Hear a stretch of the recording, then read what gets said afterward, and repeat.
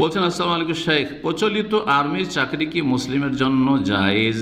কেন জায়েজ নয়? আসল হচ্ছে জায়েজ, চাকরির আসল হচ্ছে জায়েজ। কারণ হিসাবে বলছেন যে কেননা এই জালেম শাসক জুলুম করতে বাধ্য করে। হ্যাঁ, যদি কোনো চাকরি, শুধু আর্মি না, যে কোনো চাকরি করতে গিয়ে জুলুম করতে বা হারাম করতে যদি বাধ্য করে, তাহলে তখন আপনি বলবেন যে আমি এই কাজ করতে পারবো না। যদি এই কাজ না করলে তুমি থাকতে পারবে না, বলছে আমি থাকবো না। তাহলে কথা বোঝা গেছে? আর্মিটা বাদ দেন, আপনার যারা প্রবাসী আছেন, আল্লাহ না করে আপনার ম্যানেজার কোনো জালেম, সে আপনাকে বলছে যে তুই যা অমুক জায়গায় মদ পাওয়া যায়, আমার জন্য মদ নিয়ে আয়। জায়েজ? জায়েজ? হারাম? মদ নিয়ে আসবি না, তোর আজকে এক্সিট লাগাবো, তুই কী করবেন? লাগিয়ে দাও।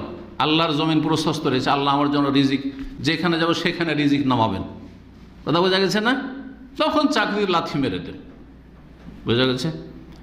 অনেক জায়গাতে এরকম হয়।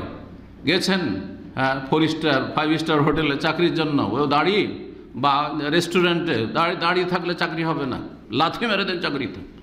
এসেছেন ওদের ভিসায়, আর তার বলছে না দাঁড়িয়ে রাখতে পারবে না, আমার আগে দাঁড়িয়ে তারপরে কাজ। দাঁড়িতে কি অসুবিধা করছে? মহিলার চুলে অসুবিধা করে না? আরে মহিলাই তো পাক করে তোমাকে খাওয়াইছে বাড়িতে। মহিলার এত বড় বড় চুলে পাক করলে ক্ষতি হয় না, আর তোমার এই ছোট দাড়িতেই অসুবিধা হয়ে যাচ্ছে। এসব শয়তানের দল এগুলো। জি, সুতরাং কখনো লা তাআতা লিমাখলুকিন ফি মাসিয়াতিল খালিক, আল্লাহর স্রষ্টার নাফরমানি করে কোনো মাখলুকের আনুগত্য করবেন না। যদি হারাম কাজ করতে বলে, ওই চাকরি ছেড়ে দেবে, যে কোনো ক্ষেত্রে চাকরি ছেড়ে দেবে।